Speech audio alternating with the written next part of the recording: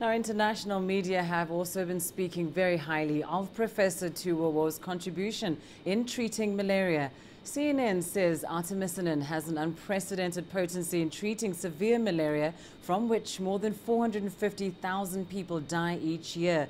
BBC says older drugs against malaria were losing their potency and the disease was on the rise. But artemisinin is highly effective in killing malaria parasites. And in Africa alone, the drug has saved more than 100,000 lives each year. The Washington Post says artemisinin benefits millions of patients and that Tu's contribution is a landmark in the fight against parasitic diseases.